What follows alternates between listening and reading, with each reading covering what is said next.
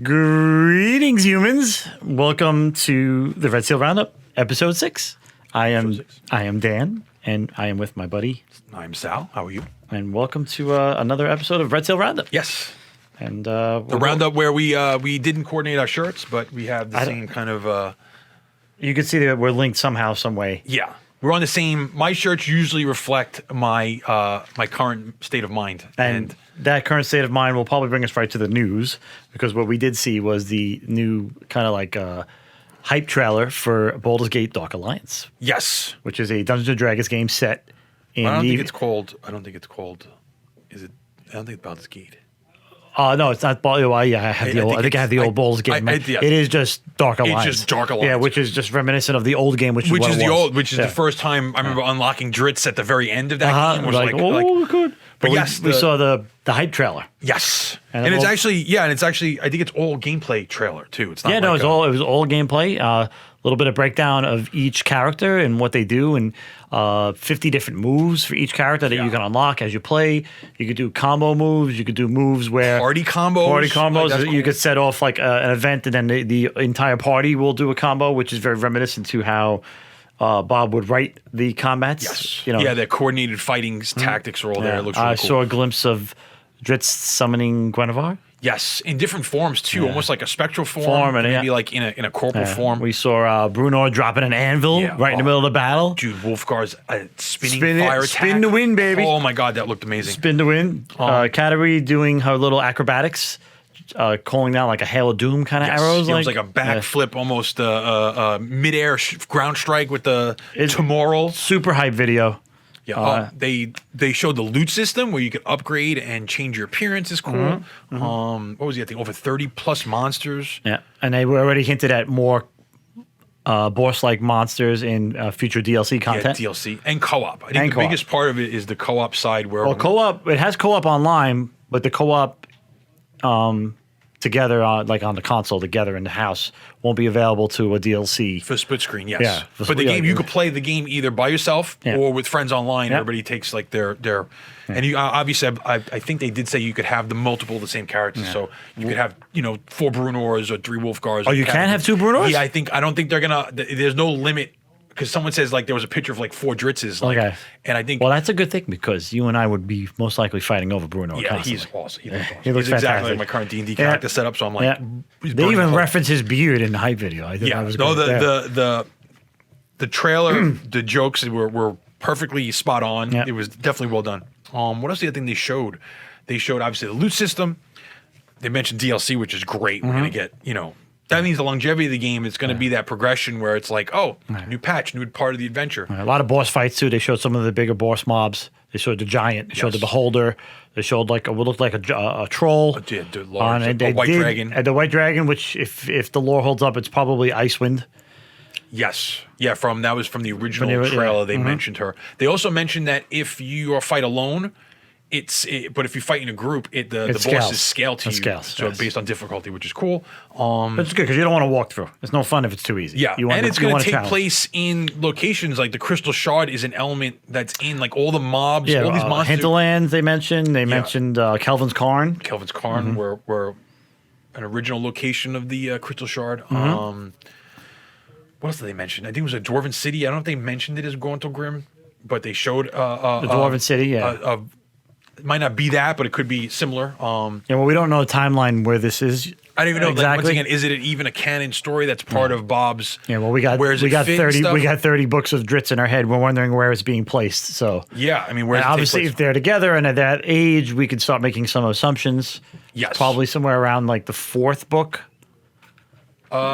It might be. You gotta. It could even be like pre-first. Could be now. I don't want to say why. Okay. There's a reason why they could all be there now. But, yeah, I mean, I don't. It's hard to say. Yeah, but but Bob's been part of this system, so which has been fantastic. That's good. That means the story has gone through him. And you always want the creator. Yeah, always. You don't want to just take it and butcher it or make a mistake.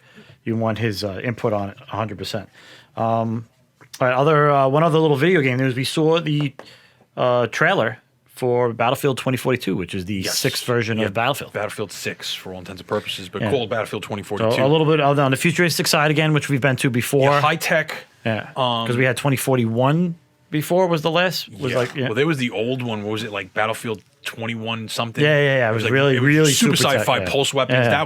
That was actually a fun game. Yeah. The drop pods, the drop ships, and this does have your one of your fears in the game. oh, that Boston Dynamics. Boston dog. Dynamics I already looking said dog. it. I told my son, I go, my class is only carrying some kind of rocket RPG, and my only job is if one of those are on the field, Kill the devil dog. Don't care. One kill, as long as the dog. You devil know dog. they have the Terminator hand. You know they have it already, and you know that. Oh, no, yeah, it's a retro- using that, they're they're just retrofitting that technology. Retro engineering that thing. All right, so we're watching you, Boston Dynamics. We know you got that shit. Yeah. Okay. I had the argument in Discord, discussion. Wouldn't say it was an argument, but like Skynet. Yeah, it's happening. It's people in coming. Skynet thought that was a great idea. You sure, can say it's whatever you coming. want. The leaps and bounds that we've been making as society. Call me a little bit of a conspiracy theory.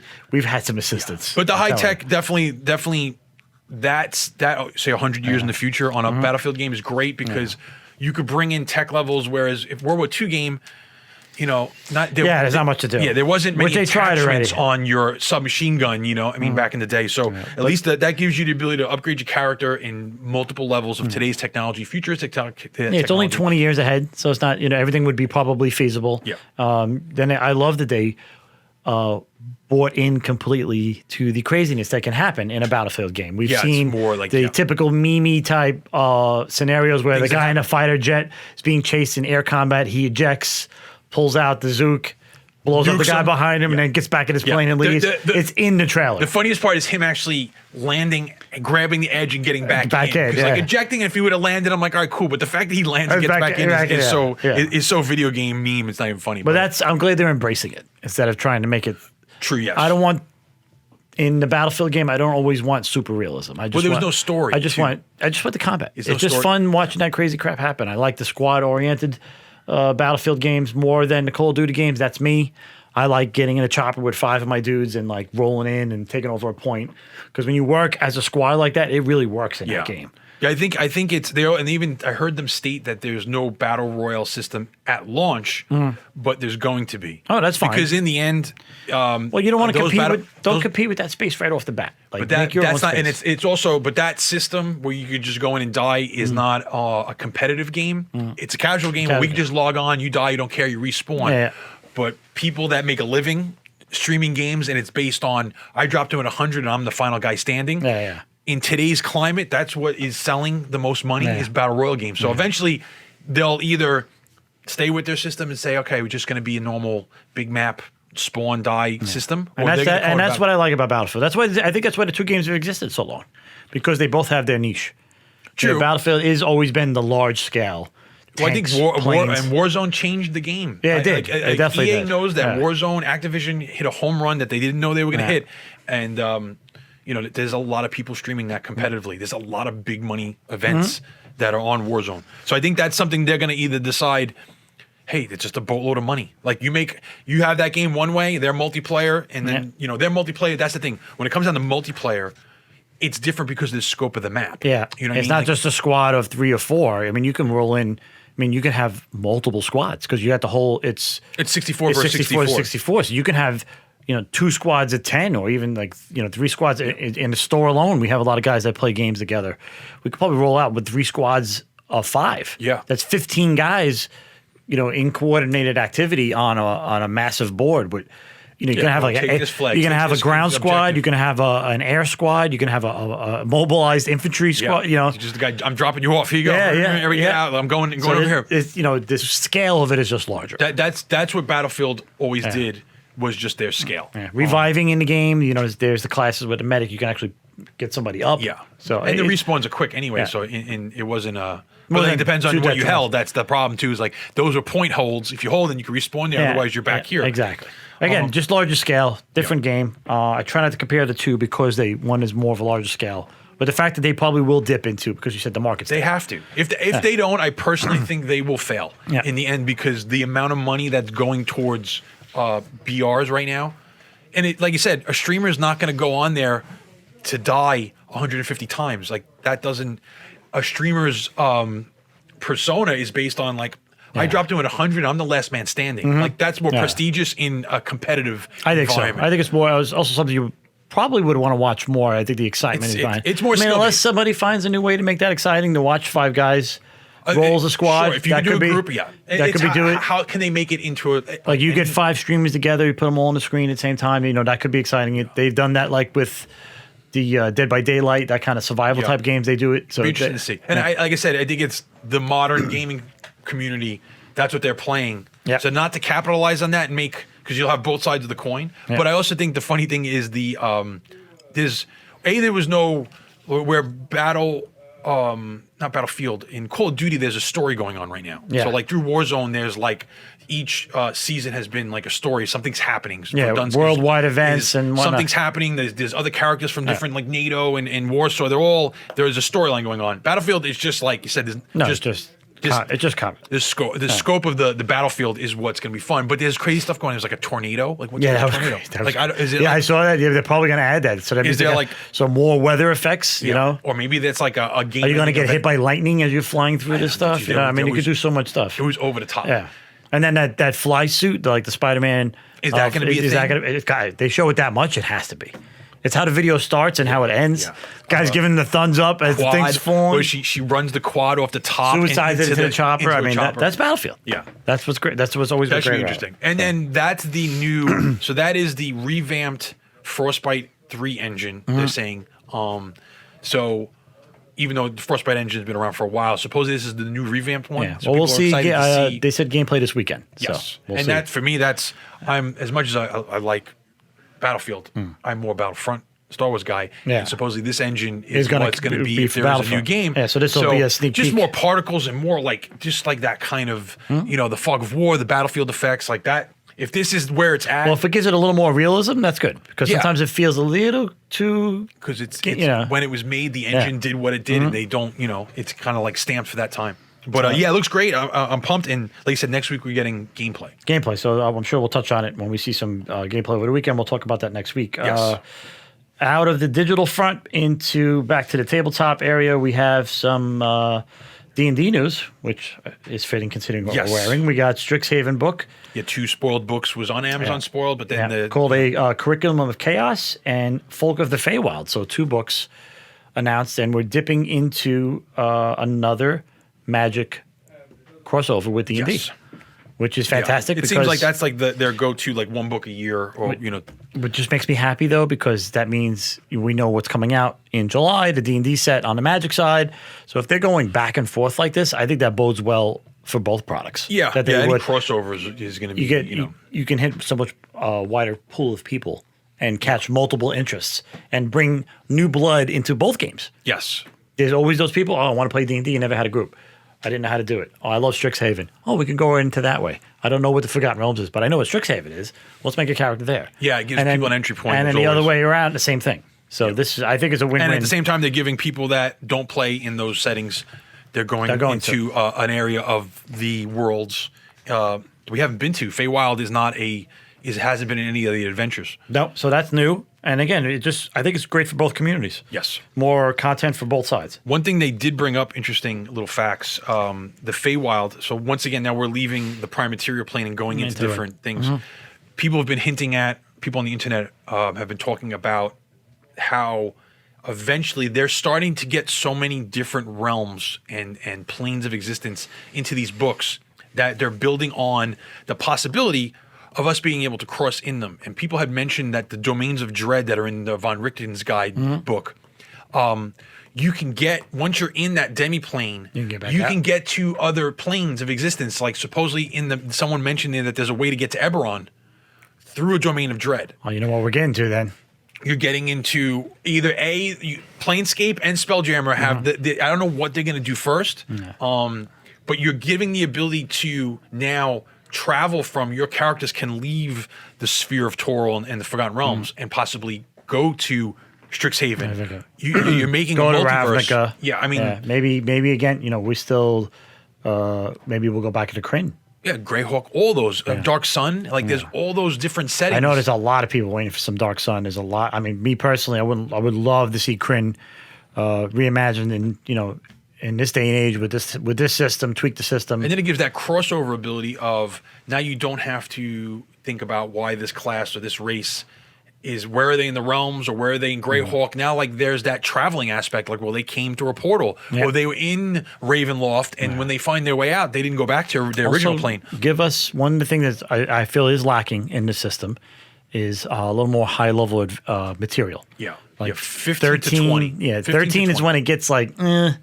It's a little harder for a DM to present anything other than like some massive, like almost world-changing, all those city annihilating place. And all those hardcover books are listed from like 1 to 15, 1 to 15. We need a place to put them where they don't have to always deal with world-changing events all the time. Or just it's like every time a level 15 character goes out, it can't be the world ending. No, yeah. Because, open the door. Oh, the world's ending again. Here I go. Yeah. You have mundane stuff to do still. Yes. But you have to make it level appropriate so it's still exciting, but it always can't be the end of the world. Yeah, and I think that's where the traveling... Honey, going to save the world again. Yeah, that's where traveling to those different planes and going to present... not your regular problems. It's something for the character to deal with. That's not, like you said, it's not Tiamat's coming. Yeah. It's not, the Arch Lich is turning on the device and like, it's 2 minutes to midnight. It's not Vecna knocking on your door saying, "Can you come out and play today?" True. Level 15, you can hang out with me now. Yes. Yeah. So that's good on that side. We got a brief little input on the Marvel Multiverse RPG. Yes. And they're hinting at a D616 system. We're not exactly sure what that's which is the reference to Earth is Earth 616 is the Earth we live on. The Earth that our main storyline takes on in the Marvel universe. But it's also interesting that they're coining it as a system and they haven't mentioned what dice it uses. Yeah, they did mention easy to learn, so they're treating it as a way to get new players in. Yes. They're not looking to grab veteran players. They're looking to grab new players, make it an easy to learn system. I just always like when you're not in the polyhedral system. We've played percentile dice 10-sided. Well, I guess and there are some 6-sided dice ones which I'm not very fond of. Dealing with 6-sided for probability. It's just like we do enough of that on the Warhammer table. Yeah, and I feel that's lacking because it's only 6-sided. It's only 6-sided. It can be rather boring. But interesting to see. I mean, there's tons of content. No, Marvel. I'm a Marvel Multiverse. Holy smokes! You kidding me?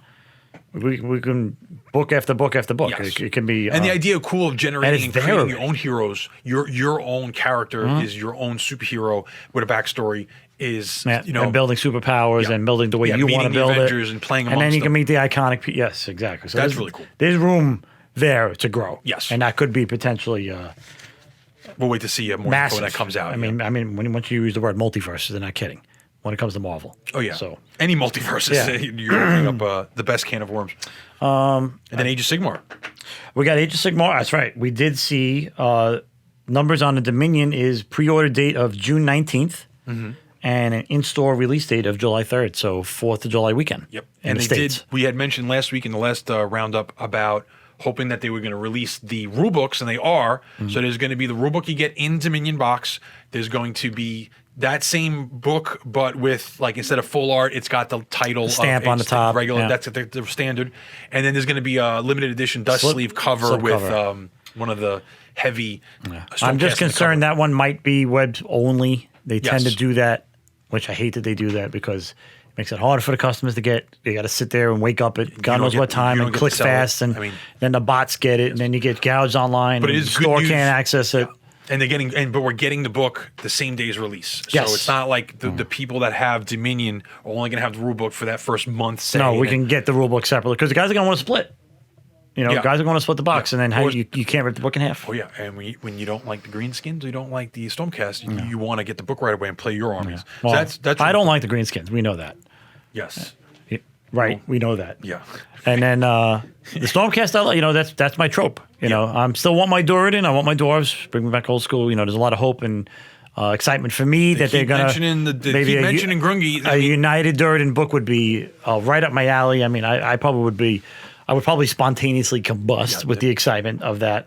But Stormcast is also my thing. That's a bit of my trope. We've discussed before. Paladins clerics, and even, I think a lot of people even are the gonna wizards are of like they're almost like a divine nature. So I think a lot of people are going to split that box. yeah, and then the new swole retributors. I don't know. I forget what they're called. We were talking about them last week. They look Vindicators or Vindictors. Yes, they look like Vindictors, and they look like Terminators basically. But all right, so that's coming. Pre-orders this month, release next month. So we'll have a lot to talk about that. Yeah, and then we're going to be doing videos. Yeah, we're hoping me and Phil are going to start in that time frame of us getting it. We're going to build, and we want more people to hopefully, if you're interested in joining us, we're doing our start collecting boxes, just as something new to build. And like I said, I'm playing something out of my wheelhouse with some undead. I have tons of chaos to come later on that I already have, but being able to start something new and just say people want to join us, and you don't have to do a start collecting box. If you have stuff and you want to make a Path to Glory, it's real simple. It seems like that's the starter intro stuff. And we'll do that in conjunction with the new rules. Yeah, and we're also looking at, we're talking July 3rd in store. Yeah. So we're talking less than a month away. Yeah. The product will be in store with the new core book. So we can get going on all the hype and the excitement of the new stuff and getting battle reports going with the new rules. They might even have new Path to Glory rules in that rule book, so we will know more. By the time you guys get your stuff assembled and like maybe table ready painted. Table ready, yep. The new book should be here, so we can go right into it. They did talk about the new command abilities. They've been slowly pushing that out. Things like you're not going to need the hero. Your hero, that unit champions are going to be able to give out commands now too. That's like huge. A big thing. Yeah. And then they started all the things. It makes it valuable to buy him too. Expels it. Instead of just paying for like one extra attack, whatever, he actually has value. Yes. Yeah, in reality, like he didn't cost you anything extra with the unit. You just took him because he was an extra attack. Now it could mean something. Mm-hmm. They also talked about all the ways you're going to be able to spend command points. You're going to be able to spend command points in your opponent's turn and do things, like stand and shoot and stuff. They have like monster abilities. One of the monster abilities is going to be able to destroy terrain, which I think is going to lead into the next thing they mentioned was a new terrain piece. Yes, we didn't actually see the name of it in the article, but it actually looked like almost like a full-on settlement type of building. Yes, and the fluff behind it is that the cities of Sigmar, the Dord and the Elves and the humans are venturing out en masse to try to reclaim certain lands, and they set up this like kind of outpost in the forefront. Yes, using the ruins as they defend it. There's something called an aqualith, which starts to purify the ground, cleanse it of chaos to give them a place, and they just try to defend it to the last until I guess they get strong enough, and then I'm assuming Stormcast are gonna come blasting down. Yeah, doing mortal wounds as they arise. Yes, mortal wounds as they die, and blowing greenskins to bits the way they built the way they deserve to be. Yeah, and I think too that the new rule is that they're bringing back the garrison rule. So certain terrain's going to be garrisonable, so your guys can benefit from being in it. Which makes why now they gave monsters to rip it down. So it's going to be fun to have that kind of. Well, I hope they get that right, because in the past it's always been a little convoluted. It could be a little crazy. Too much gaming. Convoluted rules of all time. We'll see. Yeah, we'll see. There's always been gamemanship, like how many guys are in the building? How can this whole unit fit in that building? So I hopefully they got nice, clear, concise rules on how that operates. Clear, just get your monster and rip it down. We'll just discuss it. Yeah, we just blow it up. And then, but so the new terrain does look good. I mean, you assume they were coming out with new terrain, and these are like the upgraded Azurite ruins, because those are like a little dated. Yeah, and they're just it's just like a wall. Yeah, like, this is a little more dynamic statues. It's like, full. It actually looked like you can actually assemble it as a building. Yeah, it looks a full-on building, which we have not seen from GW since 8th edition.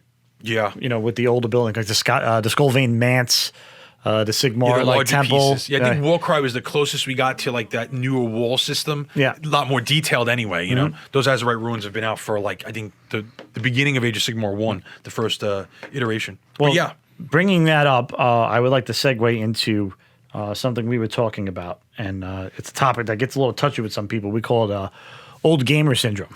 Yeah, where some of us, and I'm pretty much a victim of it. I've done it once or twice myself. I do. We've all done it. Yeah, especially when you do get older. You have this little grouchiness that comes up when a new system comes out, and you get a little reluctant to try it because you think it's a money grab.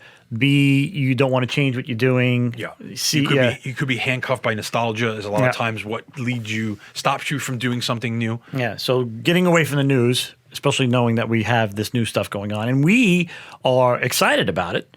But in the past, we weren't always. Like when Sigmar first released, myself, I'll speak from my own experience of this. When the Age of Sigmar first released, and they announced a whole new game system, and that Chaos won, and the world was blowing up.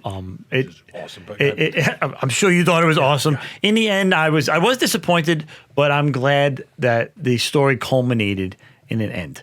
It had to, because it was always narrative. It was always, here comes chaos, we push it back. Here comes chaos, we push it back, and that was going on for like, it felt like forever. Yeah, it had to be 20 the narrative plus. side of the game too. It's like you couldn't expand on a world like, oh, where'd this new army come from? Like these crew boys would have been so contentious because like, where have they been? Where have they been? Where did they show up? Show me the map. Yeah, there's this little spot here, and like 30 years, I've never seen these things. How can that be? I understand why things blew up.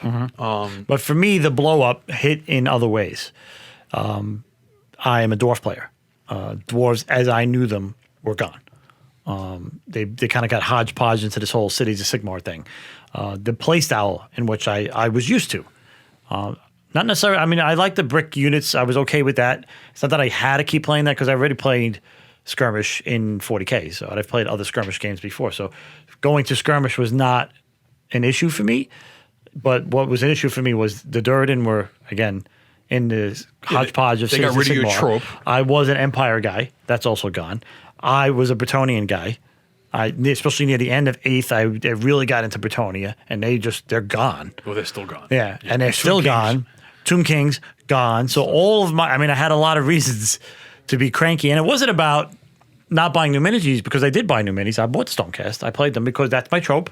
They had angel wings on them. They had big hammers that smash evil dudes, and I'm fine with that. So I did dabble in it, but a lot of people didn't have their armies, and my entire collection pretty much became useless to me. So I did get a little bit of that grumpy gamer syndrome. That was a tough era, especially going from square bases to round bases. Do I even want to do that? Is that something there was that? It went into hiatus for a long time. The idea of in our play group in general, everybody got hit pretty hard. You're a worshiper of Slaanesh over here, right? Yeah, well, they never had anything to begin with, so it wasn't like I didn't lose anything. They didn't, but the fact that she just kind of up and disappeared too, that was like. Well, that was in the new lore, yes. Yeah, but what the hell happened to it? Yeah, there was nothing really. The rules kept all those units back in the old system, so it wasn't. I didn't lose it, but it was the idea of like, are you really going to break off all these square bases and convert them? Well, I think that's why they did that. What they did with Slaanesh and the units, because they knew that the balance wasn't there. They weren't holding up the and par. It didn't fit the. I think that nostalgia of, hey, look, I played Warhammer Fantasy Battle when I was 14. You know what I mean? A lot of things I regard when I was 14 are hallowed as nostalgic. Oh, absolutely. But when I look back on them, nostalgia is sometimes a pair of handcuffs with a ball and you're jumping into the ocean. They'll just drag you down if I'm trying to relive nostalgia. Yeah. It doesn't fill my cup. It's like fame, It wasn't always that great. Being 14, I couldn't drive anywhere. Well, yeah, there was those elements, but when I look back, it was the game good enough that made me go like, I want to go back and play. I don't ever want to go back and play D&D second edition. Do you? No. I don't. You know what I mean? Like, it was fun while we were playing, but was it more the shared experiences that which is what we carry. Was friends. Like, I'm playing with friends. We laughed. I had a good time. Yeah. It wasn't so much the game mechanic, because I think Warhammer, was it 9th edition, was busted. You know what I mean? I wouldn't want to go back to that. No, I did not like the fact that I just had to build these massive... I was spending money on the same units just to make the unit size bigger to get within the way the system was working, and it was not fun. I was having no fun building. No, I had to buy 50 dwarves, and there was only 4 different models. And they were all this. It just felt like doing that to get to that 10 wide. Yeah. I have to have 3 ranks attack because everybody's going to have 3 ranks attack. Yeah, because that third rank could fight if you had a certain 10 amount. or more. That's why you had 50 because you're going to lose 20 in the back and still be able to attack with all. You wanted to be able to retaliate with a full attack round and so on. But the laboriousness of moving in bricks. The men in arms in Bretonia. I remember I had that brick. It was like. I think there was like almost 100 of them. Yeah, it was with the girl in it, which was like busted because it gave them the invuln save. It was was that anger more? Sometimes I think the anger was more of I spent all this time doing this, and now even if the army was still there, you're still kind of like I think that was like that was the period where it needed to burn like a forest fire. It had to burn out its fuel to get to a certain point. But yeah, it was fun playing at the time, but I don't look back fondly on the mechanic, the broken part of the games that were evidently, hey, look, GW didn't fix things back then No. like they used to. Definitely today. not. And everything was netless. And not anything. Things might get fixed differently today, but I feel like there's more progression and the ability to do things digitally. We didn't have that as youth. Super net lists back then too. It was like, this is the list. And that's it. And that was it. There was you couldn't do anything else. No. It wasn't even viable. And I think that's a lot of problems why, like, sometimes Doradin things, and like, say, the Doradin example, some of our armies, units didn't get redone in Age of Sigmar as quickly because they didn't sell. And once again, they're going to reprint things that are going to sell quicker and faster. Well, they got to make money. Yes. I mean, if they're not making money, then you're not going to have a game to play. No, yes. But it's the idea of that's going to hold me back from trying something new. It's like trying to get my kids to eat new food. You know what I mean? Like, I'm like, you don't really understand that until you try it. And then, you might like it. Which is probably why I have such a hard time, because I hate trying new food too. True. 50 plus years old, and I still hate trying new food. True. Give me a hot dog, a cheeseburger, a slice of pizza, and my dwarves. True. And that's why I have a hard time. But I've learned my lesson. Especially considering that I have not been playing fantasy because I was, grumpy gamer. And even though I have a ton of Stormcast, I've put them together and I've played a little bit of it. But our group in general kind of just fell out of it. Yeah, and I think it's also the idea of, I totally understand why GW changed. GW's system was the Tolkien-esque system, right? Yeah. Orcs were Tolkien orcs. The elves had the same ideological views of Tolkien elves. Same thing with the dwarves were isolationists. Undead and vampires, like they were all the tropes that were like the classic 80s tropes brought over into the game. But you can't copyright those things. You can't have people steal your IP and your ideas and make money off them. So I understand why they try to make it their own. And once again, putting it on the Mortal Realms, I think in a way is a genius idea. Oh, fantastic. Because now it's an infinite plane. Like, you want to say this kingdom rises here? Yeah, of course it does, because there's no boundaries. Easily explain new units, easily explain new models, storyline changes. Yeah. New army, boom. You could blow things up. You could let people win.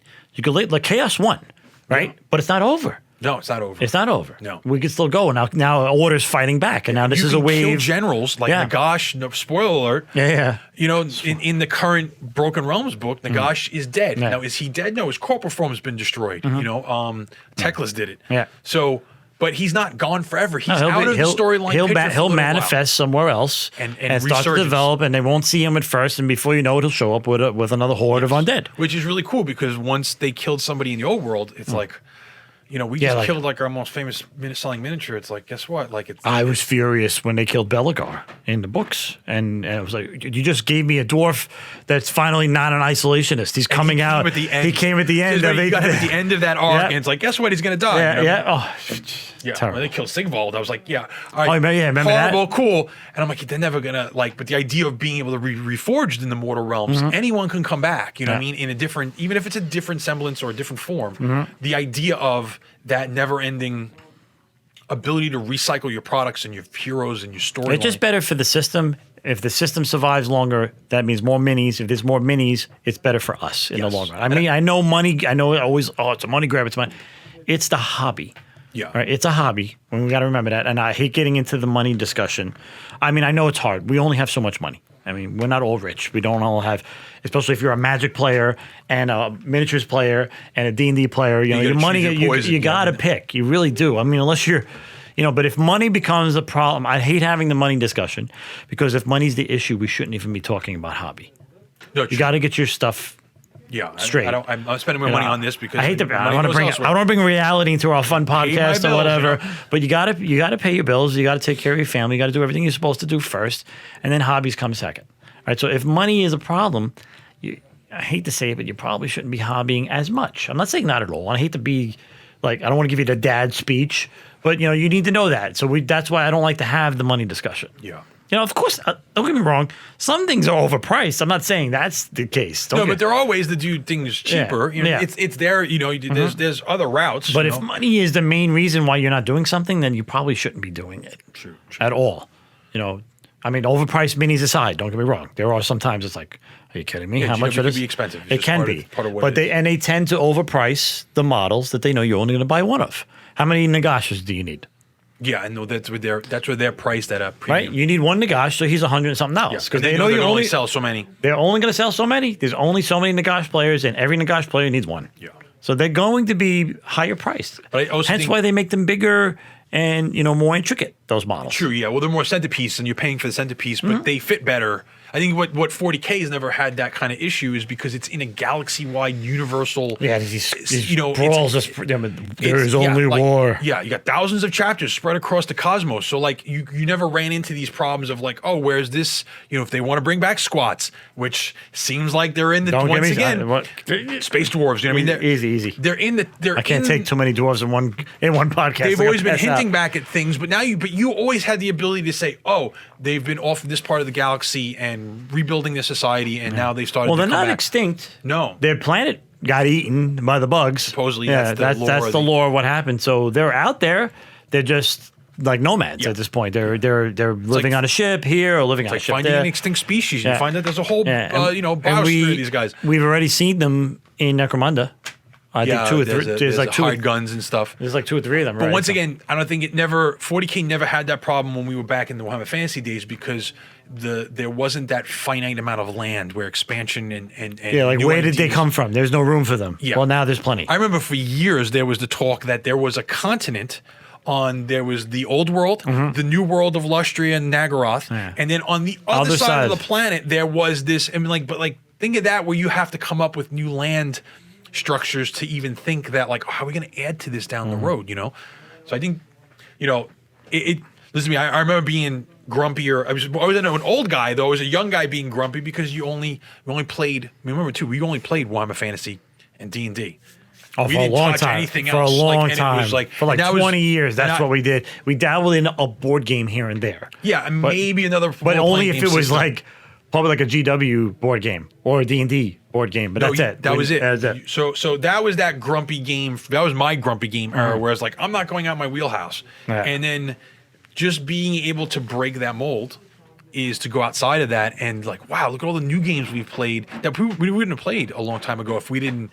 You kind of got to get the old grumpy gamer, strangle him, tie him up, chain him, throw him in the lake with Jason Voorhees, and leave him there. He does come back. And then it opens up once again. It opens up your wallet, but the possibilities of finding a game that really meets that that inner trope. Or they're there, I mean, there's so many more options. We didn't have these options when we were kids. But it's the idea also of that, going back to a system. I don't want to name out, another gaming company, but a gaming company like Mantic, where it's it's really just the old, oh, we know you hate the change. Yeah, and a lot of here's this old system. Yep. We got miniatures that fill all the tropes that you used to. Yeah, oh, well, they stopped doing that, but we still do it. So come back, come to us. And I don't mind that. Yeah. It's cool, but it's when people argue that oh, I hate what GW's doing. They do nothing innovative. I'm going back to play. I'm playing Kings of War. That's just not true. Innovative. It's not that it's not innovative. It's just that you don't like it. Yeah, I mean, that's what it is. And that's fine. You don't have to. And again, that is fine. But the campaign of bashing it to the point where that's all you do, and it's you're going to say this game's innovative. It's not. I always laugh too when people spend so much time bashing something they no longer play. How many times do you see it on a GW forum or a topic comes up on Facebook or a post or a Reddit post, and is this guy just spending all this time and energy bashing something, and he's and then you ask him a question, well, why don't you like it? He goes, oh, well, I don't play that no more anyway. So why are you here? Yeah, that's a lot of energy. You're adding negative energy to. We played a game, we like it. We asked for help on how to enjoy it better or how to, solve an issue, a rules question. Don't come in with all that negative energy. That's just not. That's a lot of energy to spend. I mean, if you could store that in a capsule, I'm sure it would fuel nuclear reactors for years. Go enjoy it somewhere else. But it doesn't fuel anything and it doesn't do anything. So it's that It's hard to get past the old gamer complex. I understand, but I always find holding on to the past. It's you can hold the memory and discuss the memory. We just last session we were talking about our old D&D sessions, or whatever. But remember that memory is not. We never talk about. Oh, I remember Thaco. Yeah, and I miss Thaco. No, I remember what Mike did. I remember what we remember the Vito did. I remember the people that made the moment and not the mechanic. And we can recreate that moment as long as we play with those people. Exactly. And then you can even play. You can have new moments with new people. Yeah, but it makes so just look at the positive side of it. Is the nostalgic that holds people back from playing new games just that the shared experience isn't there anymore? Yeah. Are they really? Are you really championing a mechanic that's broken? Or are you pissed at the people you're playing with? Or are you pissed because you're not playing with the people that you used to anymore and you missed them? Maybe, yeah. And we get older, people move away, and things change. It like that. I happens. understand. You know, there's a couple guys that we just don't see But in real life anymore. that maybe that's why I'm not enjoying it now. Is maybe I have to look for new people that fit my kind of what I want to get out of games. You know, that's hard. Don't get me wrong. It's not easy, but I always find that's like. You know, I play with so many. We still play games together, but there's so many new people we play games together with here at the store and stuff. Yeah, and funny, crazy things have been happening because of that. Well, yes. So once again, it makes me think it's not the system. It's more like finding the people that play games and enjoy the games the way you enjoy them. Yeah. It's to me that's the executioner of nostalgia. You know what I mean? You're that making is. new nostalgia. Yeah. Hopefully, when I'm 80, I can be there. You know, knock on wood. You don't have to let it go entirely. You don't. I'm not saying don't. You know, because you've learned before could help you enjoy the new game, but you have to take the step away from it sometimes when it changes, and which is Sigmar is doing it. Here we are with a new edition. Yeah. You know, I mean, you could continue to play the old edition if you want. I know guys that still play 8th edition Warhammer, and that's fine. I mean, that's what you want. And those are the minis you have. Maybe you didn't have the money to get into the new system, so that's a good way to save money. Too is not buy the new minis and continue playing the old ones. You can't, and that's not grumpy gamer. That's just being smart. Yeah. You know, you don't have the money all the time. You already have it. Still play the old one. They're encapsulated systems in their own. Just knowing that, like, you can't complain. I'm not getting anything new because it's a dead system. It's bookended. Like, and there's a lot of old dead games that like are pretty tight, solid games that are bookended and you can still play. I mean, them. what is Monopoly? What is chess? What is checkers? Those are just skins on skins. It's the same game. I mean, it's the same game. So just enjoy it that way. Digital Money Manager. No, I can still play with the. You know, like they have like. You could still. I mean, there's some things that are new, but not. I mean, Monopoly's just been slapped on how many different skins now? You know. Yeah, the D&D one. Your D&D one looks cool. Why do we always go there? What's wrong with us? I'm wearing a shirt. I don't know. Oh God, it's terrible. But I once again, I always like it's spending the time bashing those old things as opposed to just trying the new things. And like you might not like it, and that's cool. But it's trying to figure out like why don't I like this? What part of this system don't I like?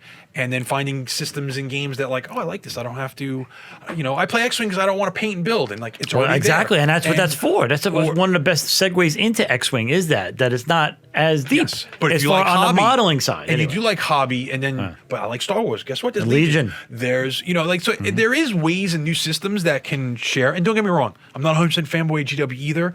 No, they piss me off sometimes. Their rule sets. Any game will. Yeah, any game will. Yeah. Well, I mean, they're going to come out there's going to have to be an FAQ for the tightest rules of this new edition. They're going to have to come everything worded a certain way. Especially now that you stated that. Well, once you put that out there, that just makes it worse. Yeah, like, you shouldn't have said that. Yeah. Now we're going to get all the haters. All the guys I watch on Twitch are still questioning the wording on this. But and those are the people that know the game infinitely better than I do because they're playing 2.0 and going, yeah, but what about this? Like, there's the loophole. What about this unit? Like, so like I understand it's they're only playtesting so much. Every company only playtests so much. Even, once it's in the world. Even D&D. There's times when we get into like a rules dilemma. It happens. They're not. It's hard. Dude, look at World of Warcraft. How many times of like it's like, oh, that patch note, that change of 5% looked like a great idea. It goes into the world and it gets consumed by millions, and they find a loophole. It works. It happens. It happens in every game system. Yeah. Especially ones that's constantly evolving. Yes. The more new you put into a system, the more there's a chance that it can break. And it's okay being grumpy that companies don't fix those things at a faster pace. Like, I understand where you got to wait. Like, if you're waiting 3 months for a patch, or waiting. Remember, old GW used to be a year. How many years cycle for the book? The army book would fix your. They would leave a broken army book until the next army book. Yeah. Like it wouldn't even fix it with an FAQ. It would be like, oh well, we're going to revisit dwarves in 5 years. Yeah. That's when we'll fix it. And those were tough times because you would just scrap that and maybe like, I'll try something new. And like that's what they want in a way. But like I think those days are gone. Yeah, I think so. They are much companies better. Complaining about like, hey, when do you think about fixing this? Like, I don't think any company's perfect there, but don't complain that they want to make money. I mean, that's what they do. Yeah, well, if they don't you got to make money, understand those that. games are gone. And if they don't make money, you're not getting anything. You're not getting anything new. You're never going to get what you want, whatever it may be, whatever it is you're griping or complaining about will never come if they don't make money. Yeah. So, I mean. And the companies that do it better, you always forget that they're focused on fewer things. Like, I always look at, like, WotC. I mean, Magic's a fairly airtight game. It's got once in a while has a problem with a card, but all they do is Magic. And now D&D. They will jump on it pretty quick. I mean, people complain that they don't play test enough, but yet, a card, if it busts standard, they'll ban it immediately. There's only how many? They won't wait a year. How many cards are there in the whole combination? And that's hard to do too. You want to talk about living rules? God. But once again, they are only focused on their divisions at WotC are two things: D&D and Magic, and now that's it. So that's it, yeah. It's like when you're focused, like when you have a company, other companies, and they have multiple games on the table, it's hard to Speaking of WotC, that's where Grumpy Gamer Syndrome can also apply. We have the Secret Layer issue with WotC. Yes. And some people, especially with the Walking Dead set, where these cards were only available, which was a mistake. When we've seen it in video games with the Star Wars game, with the loot boxes, once you make it only available to a certain few and you can't get it anywhere else, it's potential to piss off your clientele. And that's a direct sale to WotC as opposed to you can't sell those. That's direct to customer sales, and now that affects. Yeah, now you pissed off the store owners, you pissed off the distributors, you pissed off the gamers. The gamer's like, well, I don't want to pay $80 for that card, and then if you get it and I don't, I mean. We're getting into pay to win. Now, life is pay to win. Magic is pay to win. I hate to scare everybody. That's the way it is. All right. But you have to limit it. You have to make it that's not the only way because the game will die. Yes. And what they did change with the Ikoria skins Godzilla's and things like that. That's the way to do it. So that there's a skin of that in the regular set, so or you get the fancy version is a different if you want same fundamentals. Yeah. If you want the shiny, you can get it. It's the same card though. But on the flip side of the Grumpy Gamer is I can't find myself getting upset that Stranger Things is coming into Magic, and that ruins the essence of the original idea of Magic. That I can't get upset with that because to me those are gateways for new players. Yeah, players, new blood to me. You know us. We always preach we want more people playing. Yeah, one of us. We'll show you. Come join us. Yeah. And if that's what gets you in. Yeah, and D&D. Hello, D&D owes a lot of its resurgence to Stranger Things. Yes. And so, so can you blame WotC for seeing how it helped D&D and try to have it enhance Magic some way? How can you blame them? As long as it's not a card that is only accessible to them, and that is powerful. If you could only get 11 because you paid $65 and I didn't, then I'm going to be pissed. And she's a commander powerhouse that destroys every other deck. Then we got problems. That's like breaking the entire thing. Where it's like, don't get me wrong. Do I like things interfering, say, with Forgotten Realms lore? Do I want Strixhaven mages showing up in the realms? No, but you know what? But there's an out with that because there's the idea of multiverses, we just talked about, traveling to different planes. And to me, that's a logical thing. That doesn't hurt the core of what the Forgotten Realms are. No, because I could keep that in addition to because I could keep that door closed. As a DM, as a creator of my world, I could say, you know what, the Strixhaven door is closed. Yes. Not that I'm saying I'm going to do that. I'm just saying the ability is there. Yes. I'm keeping the Strixhaven door closed. But it's in addition to, it doesn't supplant or take away. No, and then again, if that's the way they get into D&D and they're playing D, that's fine with me. Yeah. Maybe it's not my, it's not the chocolate in my peanut butter, but that's fine. And let them do it. Yeah. If it gets them into D&D, because eventually they might come over to my side, and who knows? Maybe I'll try the Strixhaven thing and for a small adventure or something. At least it's there. More content is good content. That's how I feel about. I don't want to bring up Star Wars per se, but I think the more Star Wars you get, the more richer the whole tapestry becomes. So nothing's really replacing anything. Yeah, you might not like the story, but it's like reading comics. When you have a 300 issue comic series like Captain America 794, you knew for 100 issues the storyline might not have been the greatest, but it becomes the long arcing story of the tapestry of that IP. And in addition to, just give me more. I don't care if it's good. Where that comes from being a pulp. We're a generation that read pulp. You knew, I finished this. That was all right. Yeah. Oh, there's a new one. There's another one. Cool. Yeah, there's a new one. That was awesome. There's the new one. There's the new one. So, and that's what I mean. Give me more. And we got into the discussion about Star Trek and Star Wars. And I was always more of a Trekkie. And it was only because there was more content. Yes, more content. There's more content. There was episodes. We talked about there was 177 episodes in Next Gen. Old style TV, television where it was all day. And now it's in syndication. If I'm flicking and I see the Star Trek, I stop. Yeah. Now Mandalorian has done that for Star Wars and all the shows. And now they announced all these other shows. I'm like, So now I was like, thank you. In 10 years, there's going to be a database of story Star- and lore that will weave new tapestries. That I could show, my kids are already into it, but I could show my grandkids. And, I'm already, how many friends have we gotten into Star Trek again? My brother, Michael, who kind of just dabbled in Star Trek. He, during the pandemic, everybody's watching everything. He's like, yeah, I don't want to find, you and Sal always talking about it. Yeah, I think all the binging you have, it's like a database of binged, like, I don't know, from the beginning of Next Gen all the way through to Discovery and Picard in like a month and a half. That's like, I don't even know how his brain absorbed all that. Because we absorbed that over 20 years of Star Trek. Weekly. Yeah, weekly. Calling each other every week. Oh, man, DS9, did you watch that episode of the Kardashians are doing it? Now. It's like, I'm like, cool. I'm like, come on, Friday, come on. Yeah, so he watched it in 2 months. I don't know how he absorbed it. His brain must be mush. And now our buddy Chris is going back saw and that. watching Well, because he saw that excitement. And it's there. And it's there. And he started watching. Again, it's content. It's content. It's there. Whether you like it or not. And he knew of old Star Trek. He just never, I don't know, maybe, he's a little bit younger than us, just wasn't watching it, whatever. But he saw the mutual excitement. He started watching it, and now he thinks Riker's a pimp. Yeah. Because he's been watching Next Gen. All right? Those V-cut, chest hairs, and, even though that's a little dated, he's enjoying it. Why? Because it's there. Yeah. It's there. We got to give it to him. It's that content. It's that, just give me more, and good and bad will regulate itself into just more. I'm sure one of those Star Wars episodes, I mean, look, you can look at all the Star Trek, as much as I'm a Trekkie fan. Some of the episodes were some of the series were I like this series better than the other series.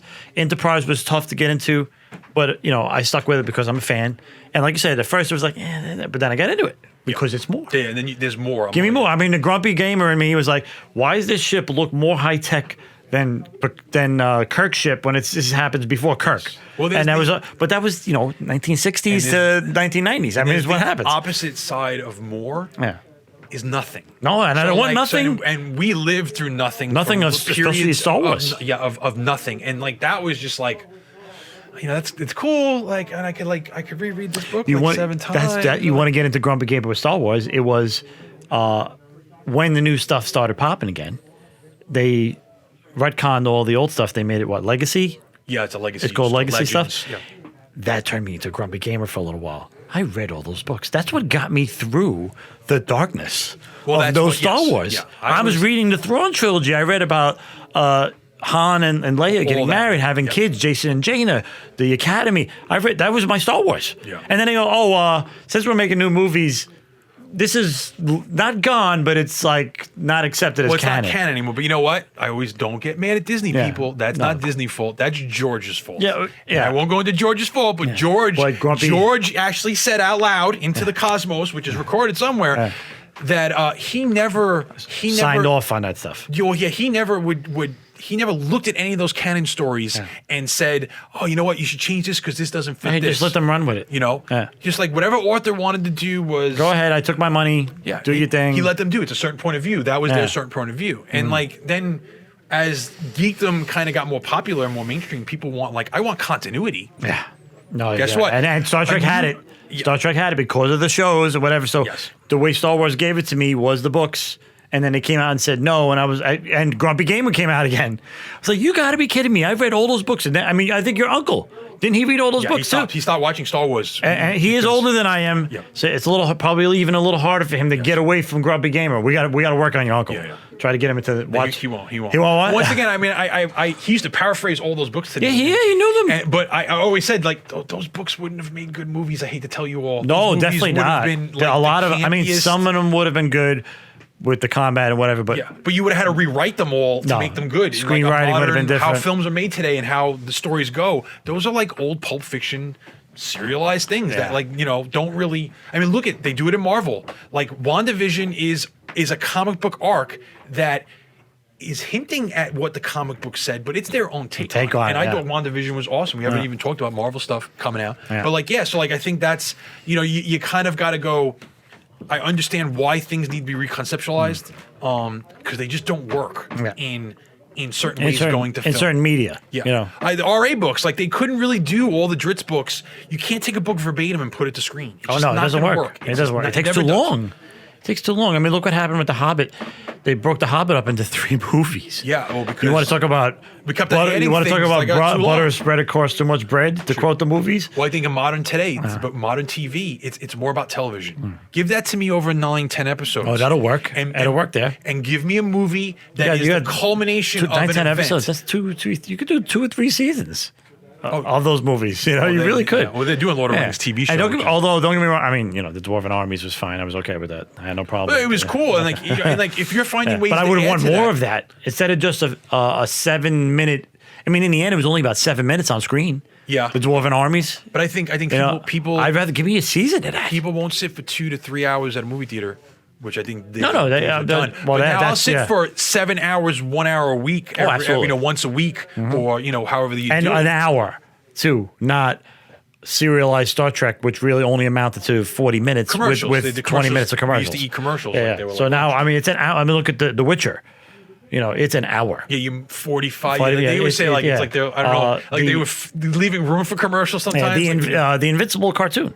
Yes, which I finished, by the way. Oh, you did? We got. We'll talk. We definitely got to talk about that. But those episodes were an hour or over. An hour, some of them, and that's what's great about like the Obi-Wan series is coming out. It needs to be. Don't give me the 36. No, I want 45 episode. minimum. It's just it's a one and done. Like Mandalorian is a continual. So if it's 36 minutes episode, I don't mind because I know there's going to be multiple seasons. Obi-Wan is supposed to be like 6 to 8 episodes. There better be an hour. Those need to be an hour. Otherwise, we're both going to be Grubby Gamer again. Yeah, I mean, look. Give it to me. I'll eat it, and then. But what's next? I need what's next. Like, because once again, it's that I don't want to go through the dark times. Like, no more dark times, please. For any system, in reality, like I don't anything.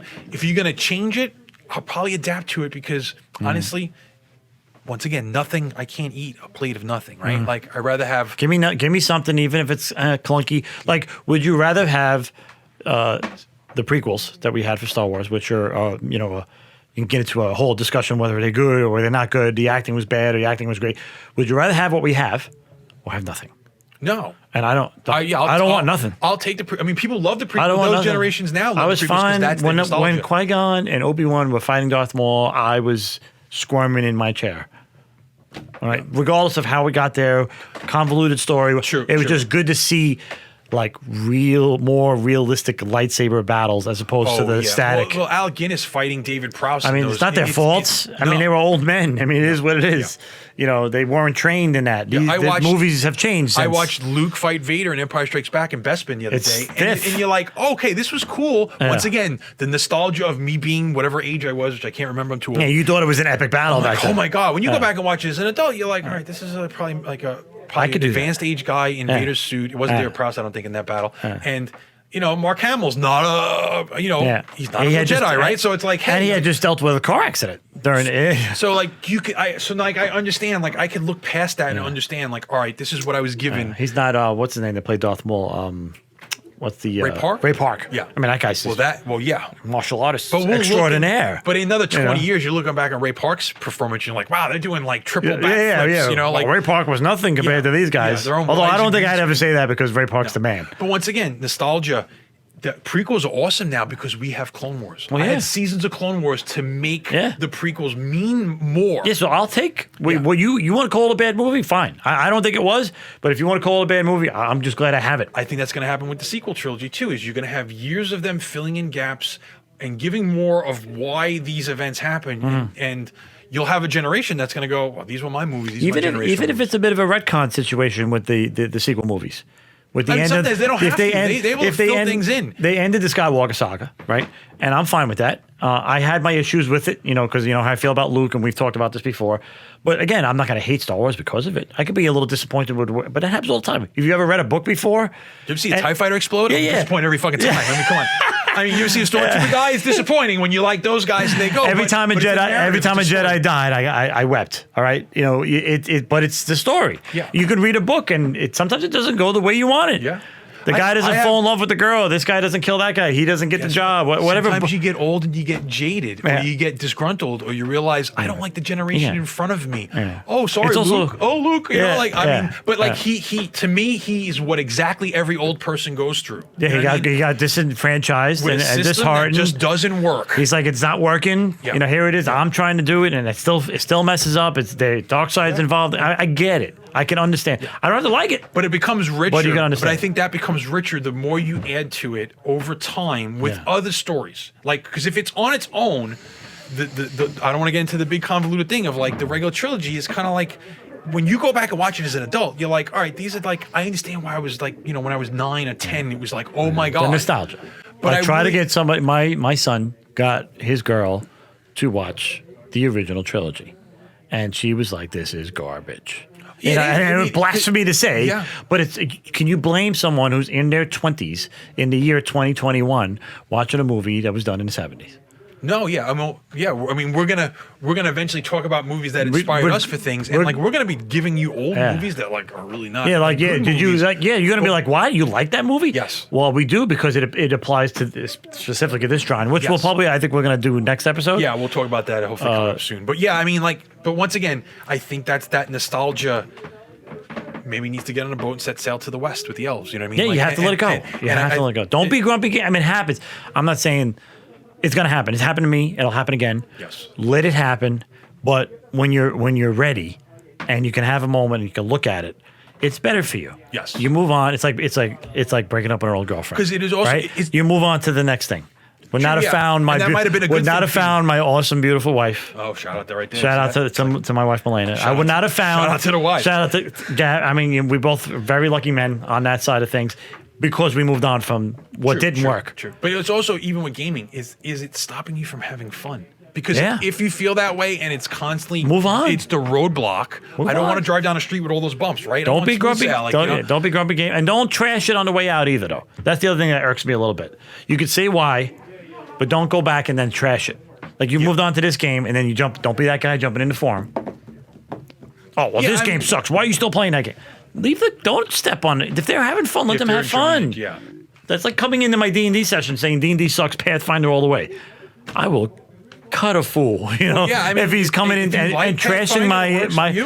trashing me and my group's That's the thing. experience. It's the other like You could preach to me about Pathfinder and I'll listen. I'm not saying I won't, but don't jump in the middle of my game saying D&D sucks, Pathfinder rules, and run out. I'd be like, hey, what's the matter with you, man? You know, come on, what are you doing? I'd like to see that happen. Yeah, oh, yeah. That'd be a fun basement moment. But That would not be yeah, good. I have no problem with those things, and I think they're viable. But like you said, it's that ability to once again spend enough energy to do that. Just move on, man. Move on, yeah. But are you having fun? In the end, are you having fun? You know, are you entertained? You know, Well, like you're like a Maximus in the Shell, arena. do you even have fun playing Yeah, this well, game? that's beat those lines. Okay, and that was Vito can own that. right. You know, I mean, that's exactly what it is. Though at that moment, it was a grumpy gamer moment. You say something, and you're like, "Oh, right, he's right." But it's like if it stopped you, then you wouldn't walk through your door. You know what I mean? Like you wouldn't have come in. You don't come into a store and like you want to, you know. Hey, look, it's about moving on sometimes, and it's good. Yeah. So Yeah, but that's our rant on the on the grumpy gamer syndrome. Yes. because it has happened to us too. I'm also And it still happens. admittedly It's not like- saying that it has happened to me, and it's a dark moment, and you have to. I'm kind of. Guess consider it a therapy session. Yeah. How to get out of it. If you need help getting out of it, come on down to Red Steel Gaming. We'll help you get out of it. Yeah, Okay. it's like And a we'll fur sit coat. down- I don't want to wear it for. we'll I'm sit- not going to put it on. Wear it forever. It'll you be know? like an Al-Anon meeting. You know, come on down. You know, if there's a game system done you wrong, come on down to Red Steel and we'll discuss it. We'll find get something we'll get you through the moment. to alleviate your syndrome. Yeah, we'll find you a replacement. Yeah. Okay. I think that pretty much wraps up for us here. You can check into the description below for any relevant links to some of the things we discussed today. Maybe we'll link the Battlefield video. Yeah, we got a bunch of other little things coming up, and we're posting like small videos, some new painting videos. Phil did. Keep an eye on the TikTok because you guys are doing your start collecting, and I'm going to jump in, but I'm probably going to jump in when the box comes out because I will build the Stormcast stuff. We're gonna try and keep little snippets of our progression and stuff, and then we're gonna post some more Yeah, bat and- reps. We got an X-wing bat rep. Hopefully, You can enjoy Legion. You can enjoy watching your colorblind hosts start painting Stormcast, and that's why I tend to dabble in metallics Well, as often as you can't possible. go wrong with metallics. And that's another reason why dwarves were good for me. except A lot for of a lot of metal, a lot of brown beards, red of beards, mithril. mithril. So it was easy for me as a color. Maybe we can do a whole episode on colorblind painting. Yeah. Label your paint bottles correct. Brown is not green. Oh, brown is not green. Stay away from green boots. Yeah, green unless boots. you're painting Peter Pan. That's another story. But anyway, yeah. So keep the questions if you guys want to just bring up anything you want to. We love answering your questions. So Oh, that's always great. Yeah. So all right. Well, thanks for watching, and never stop gaming. roll some dice.